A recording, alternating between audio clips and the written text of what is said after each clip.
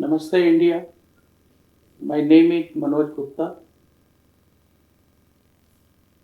Today we are starting and sharing with you MG Calling, a talk show.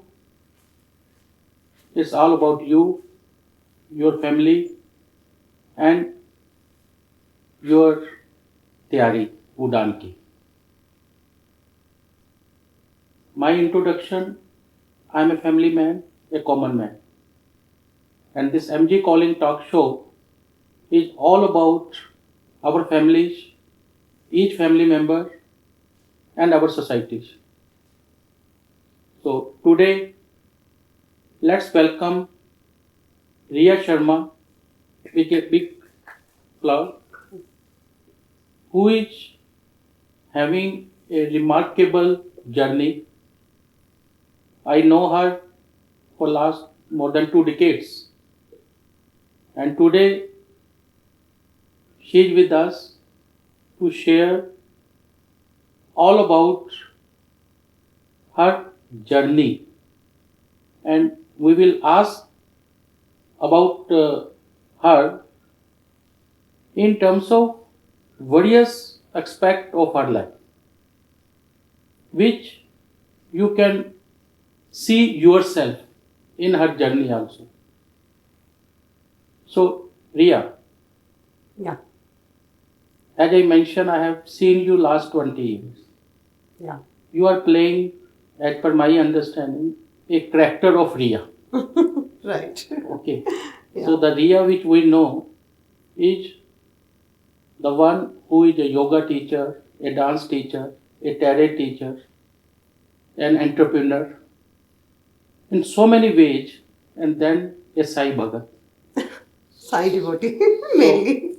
So with Yeah. so many role plays, it's like a character you are playing, which is we want to see how in your words you are playing that, what give you that inner strength, what make you to play one Riya so many roles.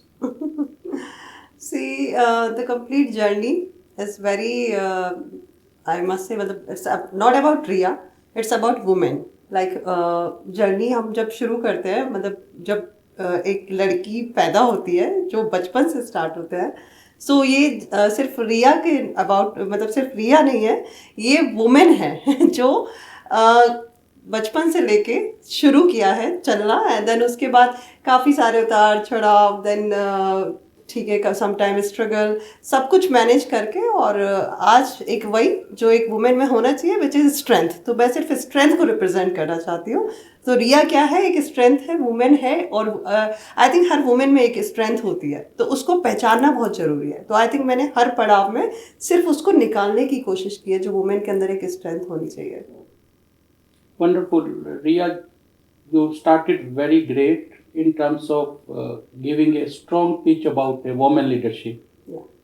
So इस चीज की तरफ अगर हम देखते हैं तो एक चीज समझ आती है, हम लोगों के समाज में, इंडिया एज ए कंट्री में, एक ये कहानी घर घर की है, इसमें हर लड़की को, वुमेन को, जहाँ तक आप पहुँचे हो, जिसको हम कह सकते हैं तैयारी उड़ान की. तो इस चेंज, जो कहानी घर घर की से तैयारी उड़ान की, आपने कैसे, कब, कहाँ शुरू की, और कैसे इस मुकाम तक पहुँचने में वो स्ट्रगल रहा?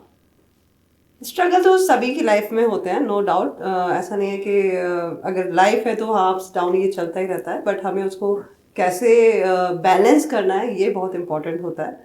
तो अगर आप उड़ान की तैयारी करेंगे तो हाँ, ये उड़ान की तैयारी मैंने तो अपने बचपन से ही शुरू कर दी थी. When I was in like 9th or 10th, and then I started these classes, the dance classes. Of course I am very thankful to my parents जिन्होंने बहुत सपोर्ट किया, बिकॉज उस टाइम पे तो ये डांस वगैरह इतना कुछ होता ही नहीं था. मतलब लोग ज़्यादा पसंद नहीं करते कि आप अपने बच्चों को डांस के करियर में डाल रहे हैं. सो खैर मेरे फादर ने, मदर ने काफ़ी लड़ के मुझे एटलीस्ट मेरे जो एम था, जो मुझे पसंद था, वो मुझे करने दिया, मेरे पैशन को चुनने दिया. तो एक तो सभी पेरेंट्स को मैं ये बोलना चाहूँगी, ज़रूरी नहीं है कि हाँ 99% लाओ, 100% लाओ. बच्चे का थोड़ा सा टैलेंट भी पहचानो कि अगर उसको पसंद क्या है। पढ़ाई तो ऑफकोर्स एजुकेशन तो हमेशा बहुत ज़रूरी है, उसके बिना तो कुछ हो ही नहीं सकता, वो मस्ट है। लेकिन उसके साथ साथ अगर वो कुछ एक्स्ट्रा भी करना चाह रहा है तो उसको करने दिया जाए, उसको रोका ना जाए, बिकॉज वो बहुत ज़रूरी है। बिकॉज जो खुद की खुशी से अगर बच्चा कर रहा है तो उसमें शायद वो कल को सक्सेस और ज़्यादा पा सकता है। तो मेनली तो वही है। और शुरुआत तो वही व्हेन आई वाज इन 9-10 तब से डांस का बहुत शौक था, तो तभी से बस वो पेरेंट्स ने शायद पहचाना, क्लासेस ज्वाइन कराई। देन उसके बाद like after 12th I left Delhi and sorry I was in Gwalior, then I left Gwalior and then उसके बाद से बस अंदर से आया कि अब पापा से पैसे नहीं लेने, अब खुद से करना है। तो तब से बस वो क्लासेस शुरू की एंड बस आगे अपने आप रास्ते बनते गए। इच्छा थी, स्ट्रेंथ थी, मन में कुछ करने का था, तो रास्ते अपने आप बनते गए। तो आप इस पूरी जर्नी का क्रेडिट एक अच्छी पेरेंटिंग से देना चाहोगे? बिल्कुल बिल्कुल, पूरी जर्नी का क्रेडिट वहाँ से ही शुरू होता है। बिकॉज वहाँ पे मेरे पेरेंट्स को काफ़ी, अब होता ही है रिलेटिव डिमोटिवेट, क्या लड़की को डांस सिखा रहे हो, क्या करवाना है। सो वहाँ पे अभी आज के टाइम में खैर बहुत ज़्यादा टाइम चेंज हो चुका है। आज के टाइम में मतलब ऐसा नहीं है, डांस इज़ लाइक नॉर्मली हर कोई सीखना चाहता है किसी भी वे में। कभी वेडिंग है या आज तक कॉर्पोरेट इवेंट्स होते हैं, वहाँ पे dance, choreography, fitness, and fitness तो बहुत इंपॉर्टेंट है, तो dance is a very good exercise to.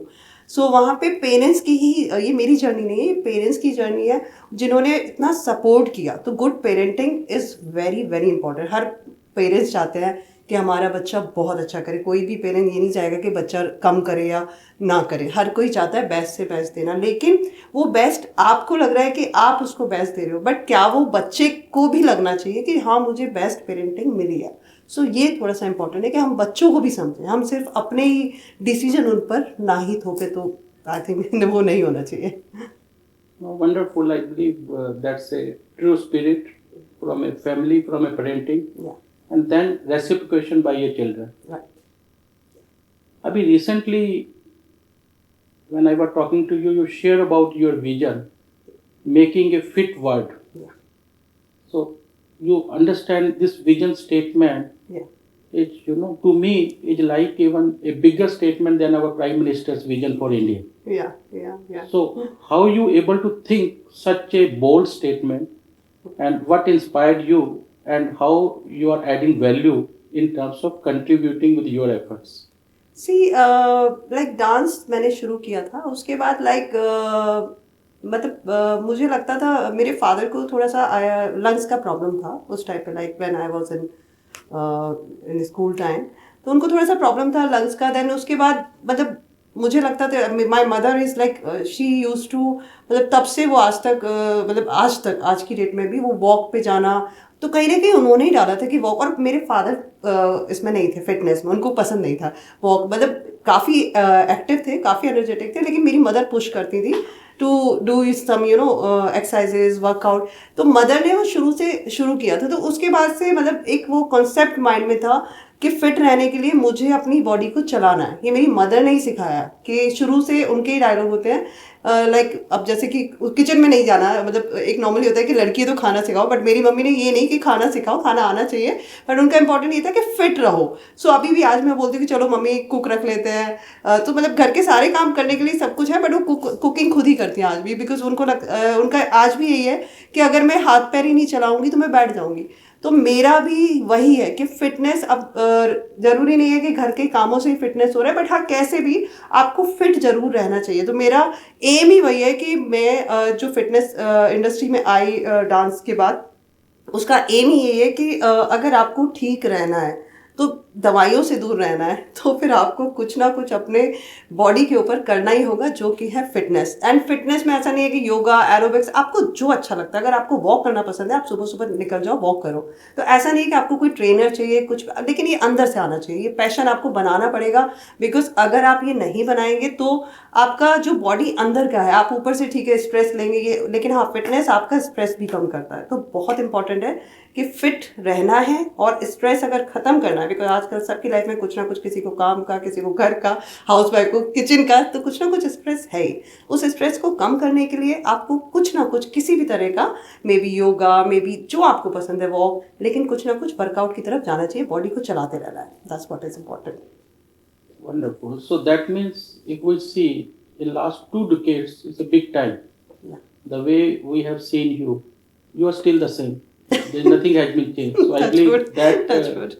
is reflection of adopting what you are sharing here Yeah. in Yeah. terms of keeping up fit first yourself, then family, then society, country, and then the world. That should be the way it move on. Yeah. Yeah. So based on this whole journey, you must have experienced a lot many things during this journey. What are those good things you try to remember as your very strong memory? These are the memorable moments which you can say wow moment in this journey, which always when you have some tough time you remember that and give you strength. Right right see strength तो देखो, strength तो हमेशा, वो तो एक बात पक्की है कि स्ट्रेंथ आपको तभी आती है जब आपके पास कुछ बर्डन होता है, जब आप उस बर्डन से निकल, मतलब चाहे स्ट्रगल होता है, कुछ भी, वो किसी भी तरह का स्ट्रगल हो सकता है लाइफ में। हमारे पास, जैसे हम कई बार बोलते हैं मेरे साथ ही ऐसा हो रहा है, बड़े परेशान चल रहे हैं ऑफिस में या घर पे, किसी के साथ कहीं पे कुछ भी हो रहा है, तो लाइक हम लोग ऐसे बोलना शुरू कर देते हैं, वाइफ तेरा शुरू कर देते हैं कि मेरे साथ ही ऐसा हो रहा है। तो उस टाइम में आपको ये सोचने की बजाय कि मेरे साथ ही ऐसा हो रहा है, आपको उसका सॉल्यूशन ढूंढना चाहिए कि मेरे साथ नहीं, ठीक है ये हो रहा है मेरे साथ because I am capable, God ने मुझे चुना है कि मैं कैपेबल हूँ कि मैं इस स्थिति से आराम से निकल सकता हूँ। तो सब, अगर आप वो चीज़ सोच के रखेंगे कि हो रहा है, क्यों हो रहा है मेरे साथ, वो इम्पोर्टेंट नहीं है, मेरे साथ इसलिए हो रहा है क्योंकि मैं कैपेबल हूँ, तो वो आपको अंदर से एक स्ट्रेंथ देगा। और ये स्ट्रेंथ आप, अगर आप ये सोच के चलेंगे, मेरे सभी को एक मैसेज है कि कभी भी ये देखो, लाइफ में एक वो मशीन होती है, ऐसे है तो सब खत्म, ऐसे ऐसे है तो यानी कि लाइफ में ये जब तक चल रहा है तो आपकी लाइफ चल रही है, ये हो गया तो खत्म हो जाएगी ना। तो अप्स एंड डाउन आते रहेंगे, आपको उनसे, उन्हीं से स्ट्रेंथ सीखनी है, उन्हीं से आपको अंदर का अपना एक्स फैक्टर दिखेगा कि हाँ मैं कैसे इससे जीत सकता हूँ। तो आपको उसमें ध्यान रखना है। बाकी हाँ, जो पॉजिटिव है, ऑफकोर्स नेगेटिव मेमोरी कोई याद नहीं करना चाहता, लेकिन हाँ मैं हमेशा याद रखती हूँ क्योंकि वो बहुत ज़रूरी है। याद रहता है कि हाँ मैंने उस टाइम पे ये चीज़ नहीं ले पाई थी, ये था, ये स्ट्रगल था, लेकिन आज मेरे पास है। तो वो, अगर वो टाइम नहीं होता तो मैं आज ये सेलिब्रेट नहीं कर सकती थी, जो भी, जहाँ भी आज मैं हूँ, टचवुड बहुत हूँ, बहुत हैप्पी हूँ। सो वो इम्पॉर्टेंट है कि वो हमें याद रखना है। और पॉजिटिव मेमोरी तो बिल्कुल याद रखनी चाहिए बिकॉज लाइफ में सबसे इम्पॉर्टेंट है अपने को खुश रखना। तो अगर आप खुद को खुश रख रहे हैं तो आपका जो आसपास का माहौल है, लोग हैं, वो आपके साथ खुश रहेंगे, आपसे मिलना पसंद करेंगे कि हाँ यार ये हमेशा इतना स्माइल करती है, अच्छे से रहती है, पॉजिटिव रहती है, वो आपको हमेशा वेलकम करना चाहेंगे। तो कभी भी अगर आप स्ट्रेस या नेगेटिविटी है भी तो आप उसको ज़्यादा लोगों तक ना जाने दें बिकॉज वो आपकी वाइब्स जाने लगती है, आप नेगेटिव हो दूसरे को भी नेगेटिव कर दोगे। तो मेक श्योर कि अच्छा सोचें, पॉजिटिव सोचें और खुद से प्यार करें। दैट्स व्हाट इज इम्पोर्टेंट कि लव योरसेल्फ। आप खुद से प्यार करेंगे, खुद को खुश रखेंगे तो बाकी माहौल अपने आप खुश हो जाएगा, किसी को खुश रखने की जरूरत नहीं पड़ेगी। इस पूरी चीज से दिया आपने फिर वो एक पॉइंट को रेज किया कि आज एक कॉमन मैन, एक फैमिली मैन, और एक फैमिली में हर आदमी के पास सिर्फ एक ही स्ट्रगल है, खुश रहना। अगर हम किसी से पूछते हैं कि तुम ये सब क्यों कर रहे हो, तो आंसर यही होता है कि फैमिली की खुशी के लिए, उसकी खुशी के लिए, अपनी खुशी के लिए, ये सब। तो क्या आप कहना चाहेंगे आप खुश हैं? मैं बहुत खुश हूँ, टचवुड, मैं बहुत ही खुश हूँ। और मैं मतलब शुरू से अपने आप को खुश खुद रखती हूँ क्योंकि मुझे अपने आप से बहुत प्यार है और मुझे ये मेरा कॉन्सेप्ट है कि हाँ मुझे अपने आप से प्यार है तो हाँ मेरे आसपास के लोग अपने आप मुझसे प्यार करेंगे। तो जब मैं अपने आप से प्यार करूँ, मुझे इतने लोग प्यार कर रहे हैं तो मैं आधी खुश तो वैसे ही हो जाऊंगी। So I am very happy, I am very happy. Excellent. So इस हैप्पीनेस के साथ, as you have given example, life is ups and down, right? तो in this whole of your life journey you must have experience lot many cries, जो आपने अकेले में या family में या वैसे you must have broken out also, it's a normal thing, right? And then you must have come back. तो ऐसा कोई चीज which you think you would like to share in the interest of so many family members who can take that as a learning, how to come back, how to come out from those moments which are part and parcel of life? See struggle तो खैर बहुत सारे रहे हैं life में, ऐसा नहीं है, काफ़ी कुछ रहा है, बिकॉज बीइंग ए वुमेन, हाँ अभी सब कुछ इंडिविजुअली संभाला है शुरू से। लेकिन हाँ जो एक मोमेंट है जिसको मैं बिल्कुल आज भी याद रखती हूँ, और इसलिए याद रखती हूँ क्योंकि उसके बाद मुझे और पॉजिटिविटी मिली। सो बात है 2019 की, मैंने लाइक मेरी एकेडमी अच्छी खासी चल रही थी, एंड 2019 में नवंबर में मेरे जो ओनर थे एकेडमी के, उन्होंने मुझे अचानक बोला कि साउंड बहुत आता है और आपको ये प्लेस खाली करना होगा। इतने सालों से मेरी एकेडमी चल रही थी और एकदम से और मेरे फादर भी, like I lost my father in 2018, तो 1 साल ही हुआ था, तो वैसे ही बहुत डिस्टर्ब था। तो उस टाइम पे लाइक एकदम से शॉक लगा, ये क्या हुआ मेरे साथ। मतलब मैं तो रिन्यू करने वाली थी लीज, बट वो नवंबर में आके एकदम, पहले ही मैं बहुत परेशान थी, एंड उसके बाद एकदम से ये हुआ। तो मुझे मतलब अच्छी खासी एकेडमी जो इतने साल से चल रही है, और एकदम से उन्होंने कहा खाली करनी है। देन पूरा दिसंबर मैंने जल्दी जल्दी ढूंढ के 57 में मैंने एक एकेडमी लिया। फाइनली किसी के साथ मैंने कोलैबोरेट किया था, एक जिम था उनके साथ किया, और मैंने उनका एक छोटा सा, कहाँ मेरी पूरी एकेडमी थी, कहाँ मैंने एक छोटे से रूम में काम चलाने का सोचा। तो वहाँ पे खैर मेरी क्लासेस दिसंबर में जनवरी 2020 में मैंने शुरू किया, 1 जनवरी को। देन वहाँ पे मैंने स्पेशली बोला कि मुझे म्यूजिक का प्रॉब्लम तो नहीं होगा ना, बिकॉज मेरी पहली एकेडमी में इसलिए खाली कर रही हूँ। देन दे सेड ओके, पूरा सब कुछ हो गया। देन आई काफ़ी उस पर मैंने स्पेंड भी करा, स्पेंड करके एंड काफ़ी अच्छे से सजा के अपनी 1 जनवरी से मैंने वहाँ पे क्लासेस शुरू की। देन उसके बाद सडनली एक मोमेंट पे लाइक आई थिंक 20 डेज के अंदर 20 जनवरी को अगेन दैट जिम के ओनर ने बोला कि नहीं ये खाली करना पड़ेगा, बिकॉज यहाँ पे साउंड का इशू हो रहा है, जबकि पहले से वो बोला था और वही इशू यहाँ पे भी। तो उस टाइम पे बिल्कुल ऐसा लगा कि अब कहाँ जाऊँ, अचानक क्या करूँ, पहले इतना लॉस थी। तो उस टाइम पे हाँ बिल्कुल मैं ब्रेक डाउन, मतलब लॉस्ट हो चुकी थी, मुझे नहीं समझ में, बहुत भगवान पे हाँ गुस्सा भी आया। मैं कैसे साईं डिवोटी बनी वो भी बताना चाहूँगी, बहुत गुस्सा आया कि क्या हो रहा है मेरे साथ। और फिर हाँ ये जो वर्ड था कि मेरे साथ ऐसा क्यों हो रहा है, मेरे साथ ऐसा क्यों हो रहा है। एनीवे फिर मुझे किसी भी तरह से वो 30 लाइक 28 या 29 जनवरी के आसपास मुझे वो अकेडमी खाली करनी पड़ी। देन आई लाइक 1 मंथ तक थोड़ा लाइक 3-4 डेज मैं कुछ करा ही नहीं, मतलब बिल्कुल ब्रेक डाउन, एंड घर में एकदम बैठ गई। देन उसके बाद मार्च की बात है, आई थिंक लॉकडाउन हो गया। ये उस टाइम पे जब लॉकडाउन हुआ तो मेरे पास एकदम से कॉल आने शुरू हो गए, can we have online classes. तो वो मेरे लिए मोमेंट, मतलब एकदम से 1-2 कॉल आए तो एकदम से स्ट्रेंथ आई। तो पता नहीं यूनिवर्स ने कराया क्या हुआ जो भी, लेकिन वो ब्रेकडाउन जब हुआ था उस टाइम पे भी लाइक मैंने कहा 1 महीने का ब्रेक लेती हूँ, देखूंगी करूंगी। मैंने ये नहीं कहा मैं नहीं करूंगी, मैंने कहा 1 महीना ब्रेक लेती हूँ, इतना ज़्यादा कभी बंद हो रहा है कुछ हो रहा है, 1 महीने मैंने ब्रेक लेने का सोचा था। लेकिन वहाँ से 2020 में जब लॉकडाउन हुआ, वहाँ से मेरी शुरू हुई ऑनलाइन क्लासेस। पहले मैं सिर्फ गुड़गांव में सिखाती थी, और उस ऑनलाइन क्लासेस से मुझे यूके यूएस वहाँ के क्लाइंट मिलने शुरू हो गए। तो मतलब वो मेरे लिए लॉकडाउन मेरे लिए बहुत अच्छा हो गया था। हाँ मतलब वो मेरे लिए एकदम लाइफ चेंजिंग हुआ। एंड उसके बाद से तो लाइक आज की डेट में भी मैं सिर्फ ऑनलाइन क्लासेस लेती हूँ, पर्सनल क्लासेस 1-2 लेती हूँ, अदरवाइज मैंने आज कोई सेटअप नहीं रखा हुआ।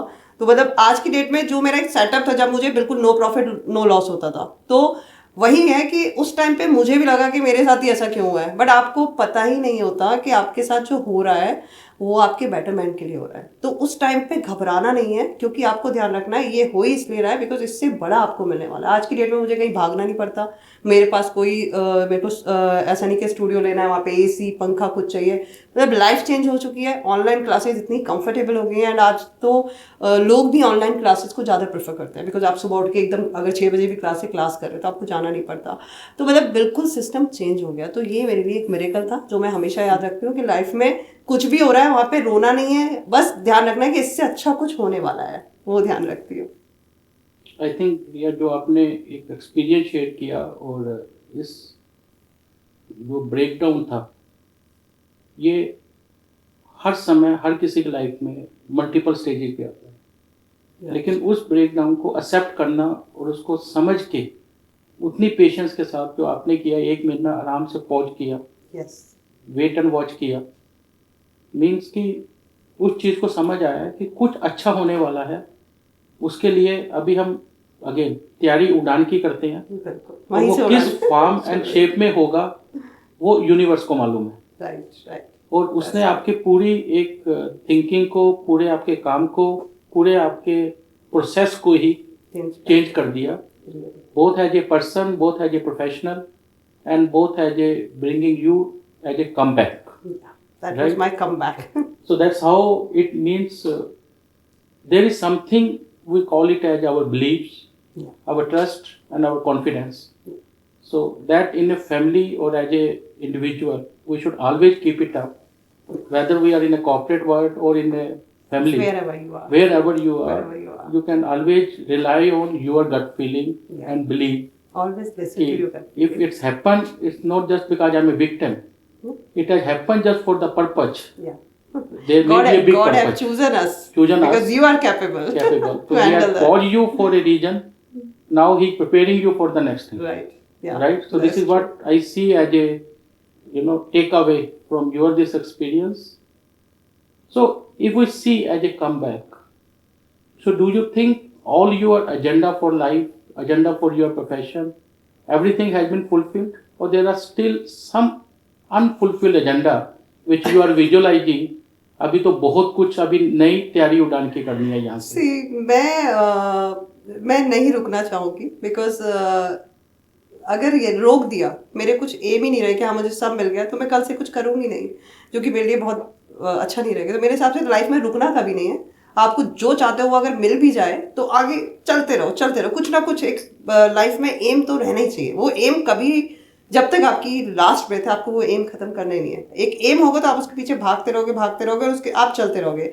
जब आपकी सारा लगे रही मुझे सब मिल गया, आप कुछ नहीं चाहिए, तो फिर आप एक तरह से धीरे धीरे अंदर से आपकी सारी इच्छाएं भी फिर खत्म होने लगेगी. तो वो नहीं होना चाहिए. आप अपने लास्ट ब्रेथ तक लगे रहो, करते रहो. तो इससे हम लोग क्या समझे? You are living for work और you are working for living? अभी मैं वर्क के लिए मैं क्या ही बोलूँ. हाँ, मिल तो सब कुछ गया है, लेकिन अभी और नया कुछ करना है. ये मिल गया, वो मिल गया, लेकिन अब नया क्या लाऊं? मुझे अपने को बिठाना नहीं है, करते रहना है कुछ ना कुछ. अभी आज की डेट में सब कुछ है, भगवान की कृपा से सब कुछ है. मतलब खुशियाँ हैं, पेरेंट्स खुश हैं, सब कुछ है. ऐसी कोई चीज़ नहीं है जो चाहिए और है नहीं. बट अब ये सोचना है कि मुझे और क्या चाहिए, जिससे मैं उसके आगे और आगे बढ़ती रहूं. तो इस बढ़ने की चाहत में कभी आपको लगा कि फैमिली रिस्पॉन्सिबिलिटी, आपकी मदर, आपका बेटा, वो कहीं ना कहीं आपके लिए कुछ as work life balance challenge है या मोटिवेशन? मोटिवेशन है, चैलेंज नहीं. चैलेंज बिकॉज जिम्मेदारियां सबके पास होती है, सबको. मतलब हम कभी भी ऐसा नहीं कि बस जिम्मेदारी से भाग तो सकते नहीं है, वो तो रहेंगी और होनी भी चाहिए. बिकॉज वो है तभी जाके हम आगे कुछ नया करने का सोचते हैं. तो ऐसा नहीं कि वो जिम्मेदारी नहीं है, वो हमारी हैप्पीनेस है. वो हमें सक्सेस में देख के, आज मेरी मदर, मेरा बच्चा, वो खुश होते हैं, तो उनकी जो वो स्माइल है वो मेरे लिए मोटिवेशन है. मतलब वो मेरी कोई जिम्मेदारी नहीं है. माय मदर उनको अपनी पेंशन मिलती है, बेटा पढ़ ही रहा है, सब कुछ हो रहा है. सो ऐसा नहीं है कि वो जिम्मेदारी है, मैं वो वर्ड नहीं कहना चाहूँगी. बट हाँ, वो ये है कि वो मेरी मोटिवेशन है. जब वो हंसते हैं तो मुझे खुशी मिलती है. तो उनकी खुशी के लिए मुझे ना करना, बिकॉज मुझे सक्सेस मिलती है तो उनके चेहरे की मुस्कान अलग ही होती है. तो बैलेंस करना, मतलब उसको आपको कभी भी लाइफ में कोई अगर आप है तो जिम्मेदारी ना समझे. आपको उनके चेहरे पे स्माइल चाहिए. उनके चेहरे पे स्माइल क्यों आ रही है? क्योंकि आप सक्सेस की तरफ जा रहे हैं, तो इस वे में आप दोनों खुश रह रहे हैं. तो उस पर उनके चेहरे की स्माइल को अपनी सक्सेस बनाइए. तो आपने दोनों चीज़ों को बैलेंस कर लिया कि आपकी सक्सेस का रिवार्ड उनके चेहरे की स्माइल है. बिल्कुल बिल्कुल. तो ऑटोमेटिकली वो चीज़ अचीव हो जाती है. बिल्कुल. तो इस पूरी अचीवमेंट में तो आपको बहुत लोग मिले होंगे. तो उन लोगों में any one person you would like to admire a lot, or any person you would like to hate a lot, who must have made your life whatever, because sometime knowingly unknowingly in this journey you will never like to meet him again. That is the prayer you always make. 2019 से पहले मैं ऐसी थी कि हाँ मुझे इससे hate होगी तो इससे मुझे बात ही नहीं करनी है. लेकिन हाँ, जब 2020 में ये कोविड हुआ, उसके बाद से मैंने एक चीज़ सीखी कि लाइफ का कुछ पता नहीं है. आप फॉरगिव करना सीखो. तो हेटर्स तो आपको मिलेंगे, वो इसलिए मिलते हैं, वो भी आपकी सक्सेस का कारण बनते हैं, क्योंकि आपको वो हेट करते हैं, तब आपको और पैशन आता है, तब आपको और जुनून होता है. तो फॉरगिव करना सीखे. मैं आज की डेट में किसी हेट करना ही नहीं चाहूँगी, बिकॉज मेरे को इतना सोचने का टाइम ही नहीं है. मैं ये सोचती रहूँ मुझे इससे हेट करनी है, इससे अच्छा मैं अपने बारे में सोचूँ कि मुझे आगे कैसे बढ़ना है. तो मैं उस पर ज़्यादा ध्यान देती हूँ और फॉरगिव करती हूँ कि ठीक है, आज इसको समझ नहीं आ रहा है, कल आ जाएगा, तो मैं फॉरगिव करती हूँ. तो एज सिंपल है कि फॉरगिव करना सीखें।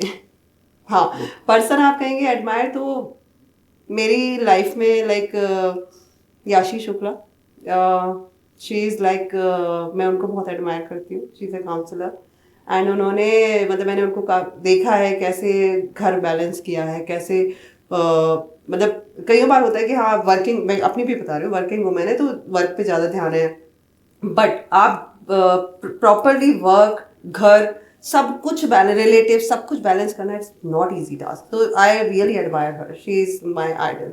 शी डज इट लाइक, उनके लिए चाहे वो घर की किचन से लेके चाहे वो उनका ऑफिस का एक टेबल पे रखा हुआ हैंकी, उनके लिए हर चीज़ प्रायोरिटी है। तो I really admire her. Wonderful. So that give a very true message. Say you are a Sai devotee. Forgive and forget ये and Sai move Baba on. ने सिखाया है। Exactly, right? Right, So right. that's what is the main thing in life. So that when you move on, you move light. Yeah, yeah. Rather than carrying baggage with you or Right. any bad memories or the persons, if they are not good for you in life, why to carry them along with you? Forgive करो, अपनी In life terms में of आगे them. बढ़ो। Yes. Very good. So इस चीज को अगर हम बोलें कि when did Ria last celebrated yes वाली moment, yes I did it. मेरा हर एक मिनट सेलिब्रेट होता है क्योंकि मैं हर मोमेंट को जीती हूँ। मुझे नहीं पता कल क्या होना है, इसलिए हर एक सेकंड मैं अभी जो लास्ट सेलिब्रेट किया है, मैं लास्ट अगर यहाँ पे आके बैठी तो वो भी मैंने सेलिब्रेट किया है। तो मेरा हर मोमेंट एक सेलिब्रेशन है। मैंने कभी ऐसा नहीं कि मैंने 2 साल पहले किया था या 1 महीने पहले किया था, मैं अभी मूवी देख के आ रही हूँ वो सेलिब्रेट किया। तो मेरे लिए हर एक पल मेरी जिंदगी का वो सेलिब्रेशन है। Excellent. आपकी इस बात से I can correlate. I was having last week a master class with Rahul Dravid. Okay. So a lot many people were asking questions. How did you come back and win the Australia match? Wonderful. So you know what did he replied? The huge pressure was there. Very less balls and too much to do.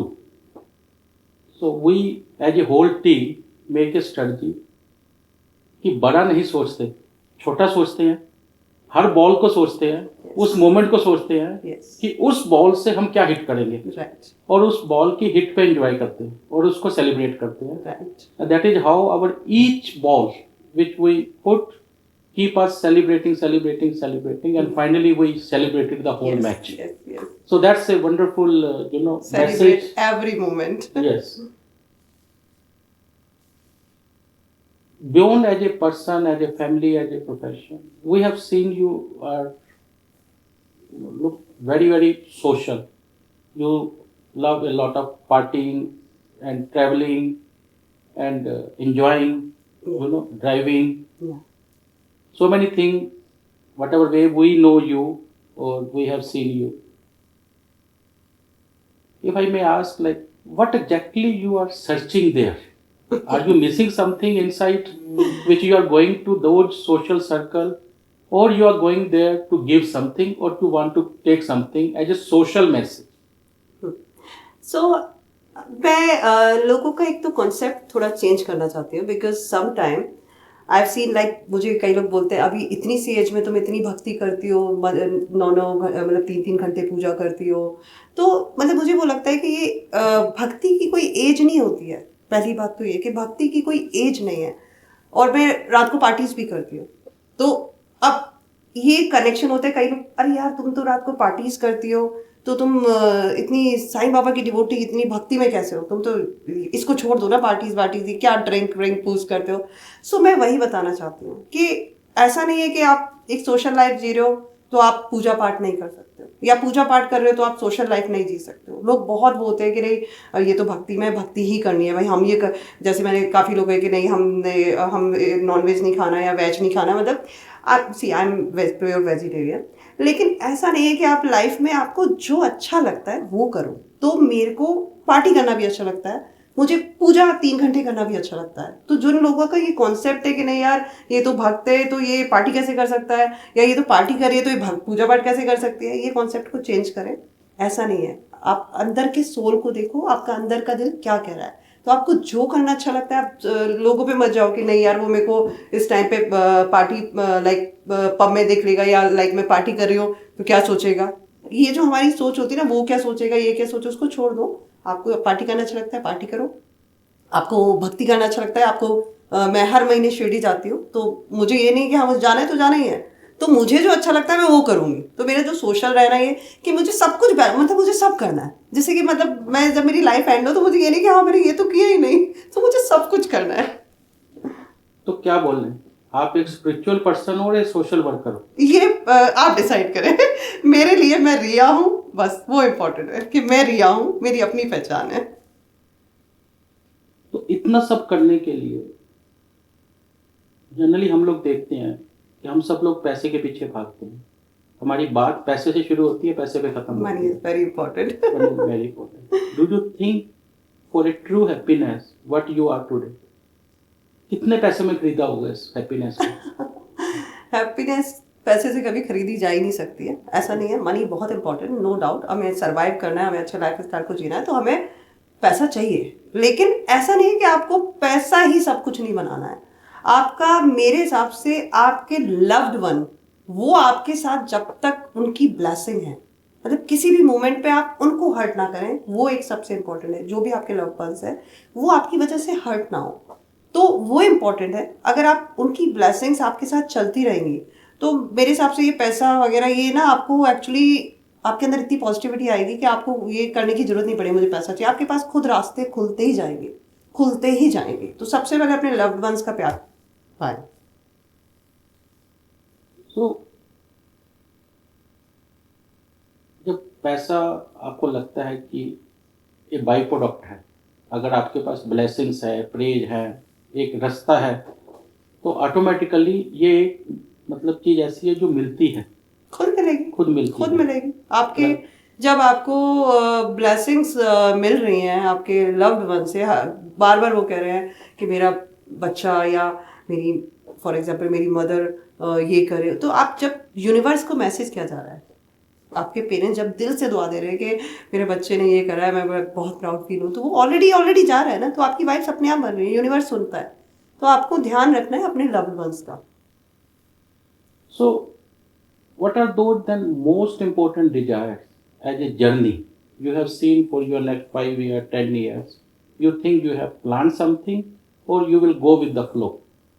नहीं, planning तो करनी पड़ती है। Go with the flow पे तो चलते रहे तो पता नहीं क्या ही होगा। अभी ड्रीम पूरे हो गए हैं, लेकिन हाँ, ड्रीम अभी पूरे और बहुत करने हैं। मुझे अभी बहुत सारा काम करना है, बिकॉज मेरा एक है कि हाँ ठीक है, मैंने जो स्ट्रगल करा है, ठीक है, मेरे बच्चे अपने आप से वो कर लेंगे, सब कुछ कर लेंगे, लेकिन हाँ मैं जाऊं तो उनको उनको इतना स्ट्रगल ना करना पड़े। ये मेरा थोड़ा सा है टारगेट कि उनको ज़्यादा स्ट्रगल ना करना पड़े, जो कि आई थिंक सभी पेरेंट्स चाहते हैं, लेकिन मैं खुद से भी चाहती हूँ कि हाँ उनकी वहाँ से उतना स्ट्रगल उनके पास एटलीस्ट वहाँ से शुरू हो, वहाँ से स्ट्रगल उनके मतलब उनको एक अलग ही वे में पॉजिटिविटी मिलती जाए, वो खुशी से शुरू करें अपनी लाइफ। तो थोड़ा सा ये चाहती हूँ। तो अभी उनके डिज़ायर पूरे करने हैं मुझे, वो मैंने सोच रखा है कि उनके भी जो छोटे छोटे डिज़ायर है एक बेस बना के जाना है। तो इसी के लिए बस चल रहा है, अभी रुकना नहीं है। रुकूंगी तो मैं अपनी लास्ट ब्रेथ तक भी नहीं।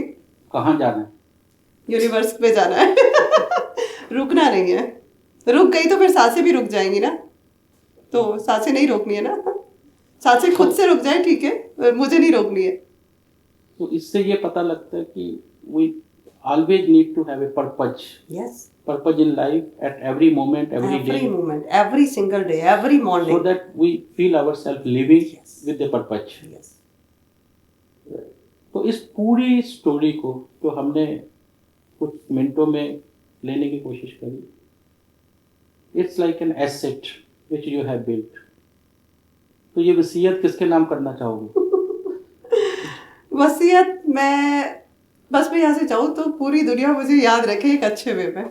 यही वसीयत है मेरी, मेरे पास और कोई वसीयत नहीं। यही है कि हर नाम पे कोई भी मुझसे हेट ना करे। ये मेरा एक है कि मुझे जितने भी लोग जानते हैं वो मुझे हेट नहीं, मुझे याद करें तो बस एक खुशी से, एक मतलब अगर याद भी करें तो उनको मेरे नाम से भी स्ट्रेंथ मिलनी चाहिए। मैं ये चाहती हूँ।